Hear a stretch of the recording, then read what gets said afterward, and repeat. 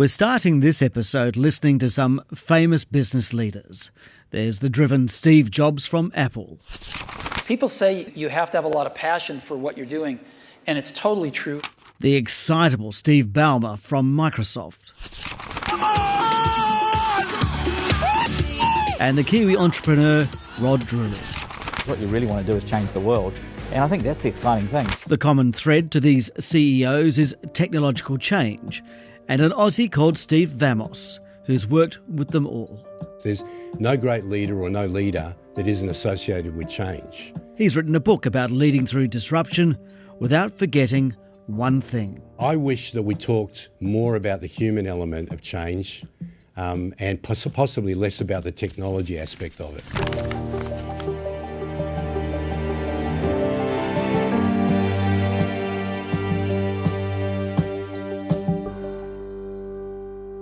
Welcome to the NBR Podcast.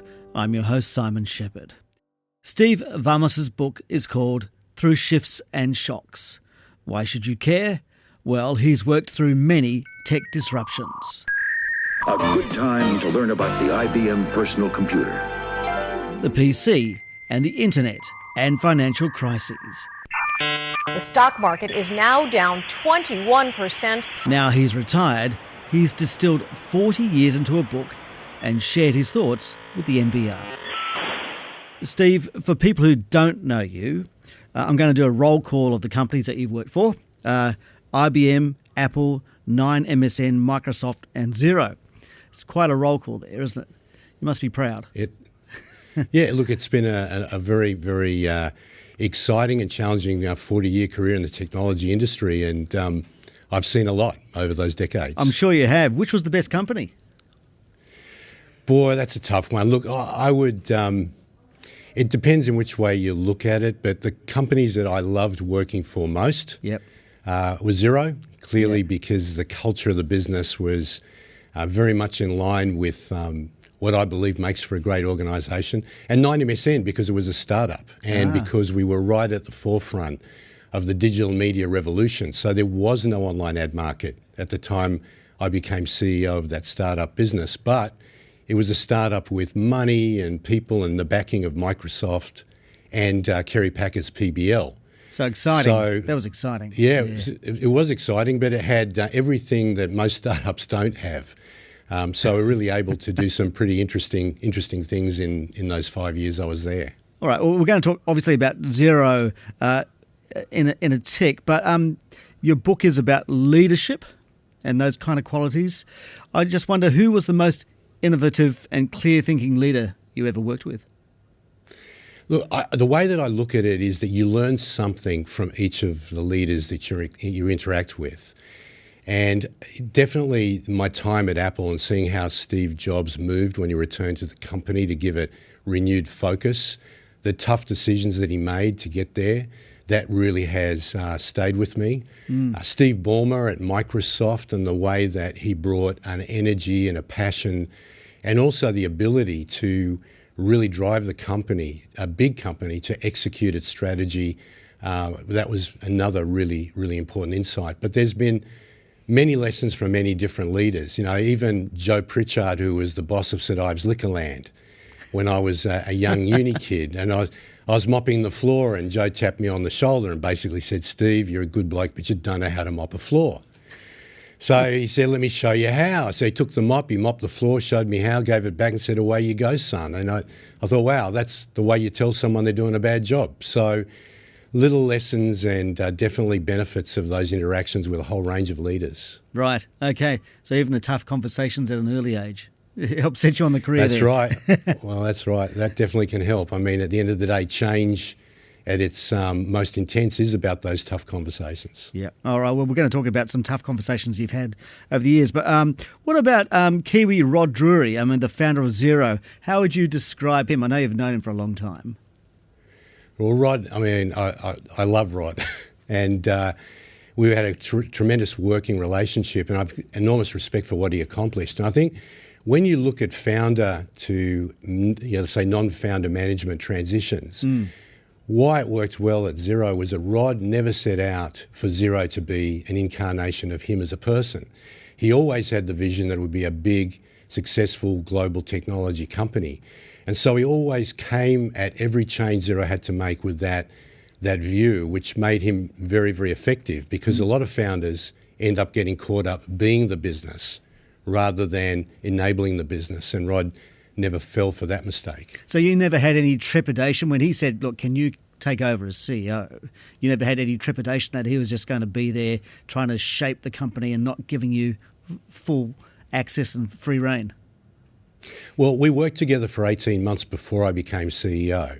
And during that time, Rod asked me to help him and his leadership team develop the right focus and also to progress the development of the business. So he and I worked closely together. Right. So he knew me, I knew him, and we are very different in terms of the areas of expertise we have. And he was the right guy to take Xero from an idea. It was his idea through to the success it became, and really was a different set of skills that more reflected my skill and experience base that was needed to take it to the next level. Yeah, and let's talk about that. I mean, you were CEO for almost 5 years. You took Xero from 1.4 million subscribers to 3.5 million and tripled recurring revenue.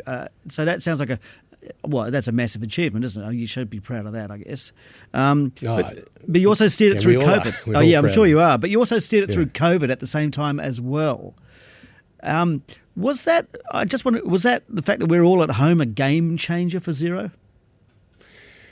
Look, it definitely, for technology businesses, it was. It ended up, we didn't know at the time, but when COVID happened, we were as nervous about the prospects of our business as everybody else.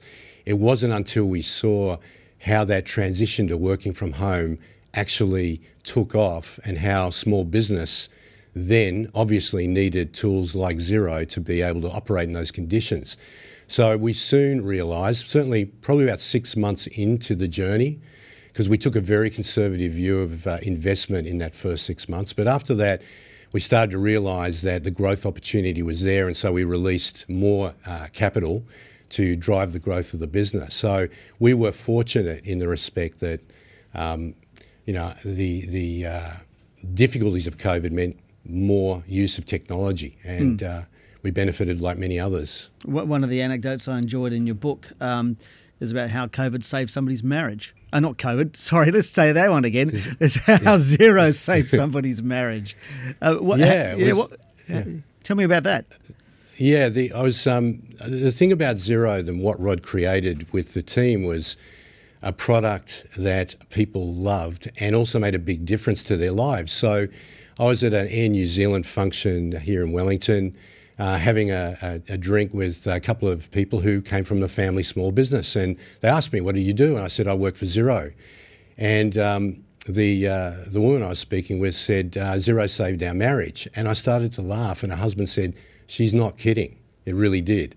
And it was because a lot of small business people and small businesses operate the back office during dinner time and after hours. And so that can create a lot of tension in a family because they're working so hard, and they're also trying to work through information that should be more easily understood, and that's really where Xero comes in and helps.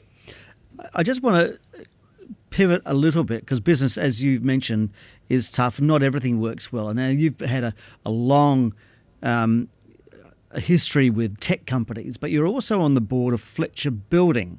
And Fletcher Building, and during a trying time as well. Like there was the Convention City fire, there was a couple of years of losses. What drew you to Fletcher Building? Well, that was a period of my career where I was a non-executive director of a number of publicly listed companies. Telstra was another one. And look, I was attracted to Fletcher Building. My background, by the way, my study background was civil engineering. Oh, okay. So I had some idea of the engineering and kind of construction world.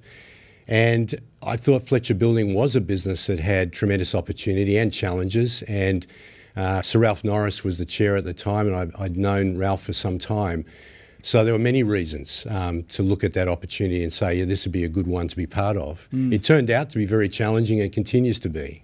Yeah, it does continue to be. In fact, I mean, most of the people that you were there with have left or are either leaving.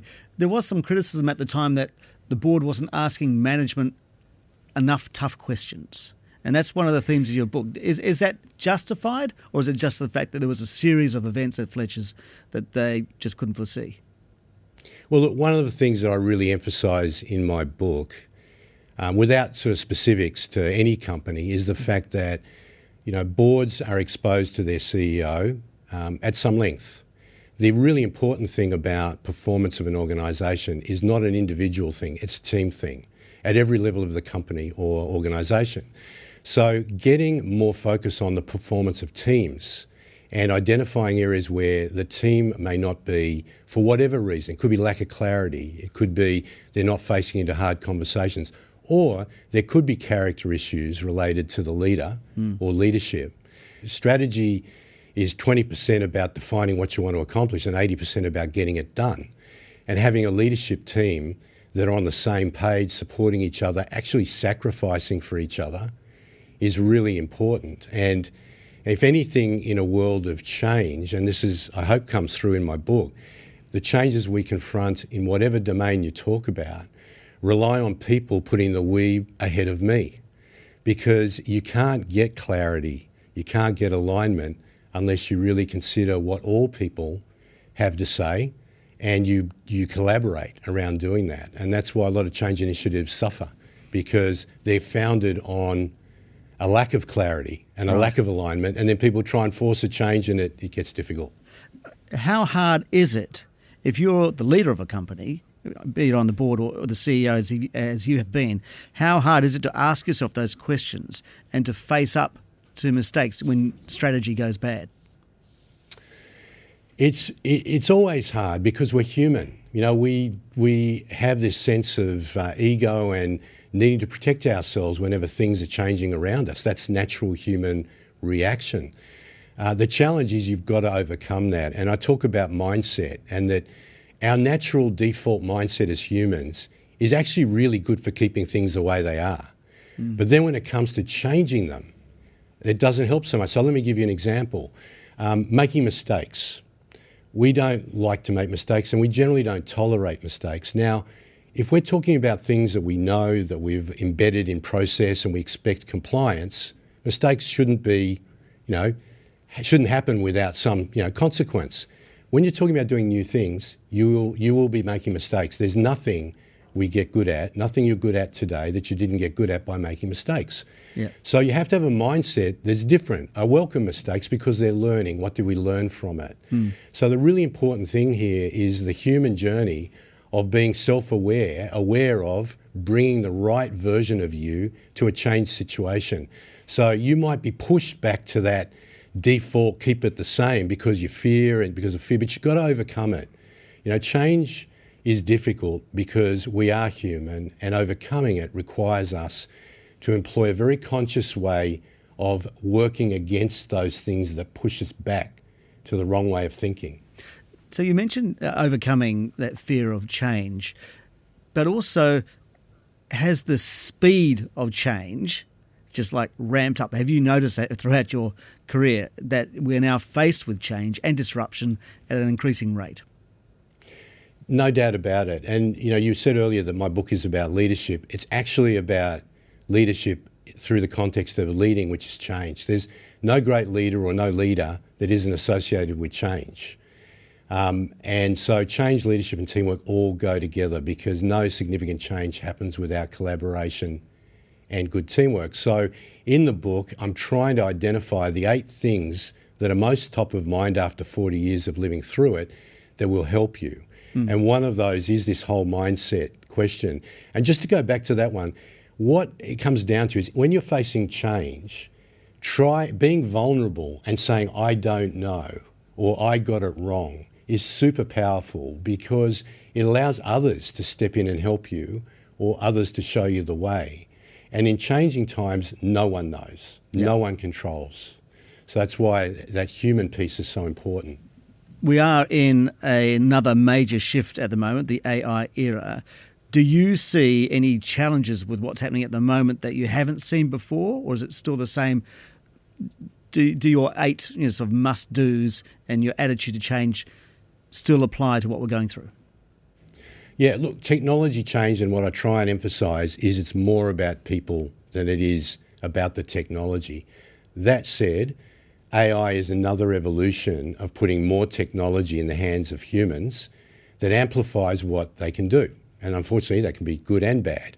Yep. So, to my mind, the early excitement around AI is understandable because all of us were able to get really quick access and test it and use it.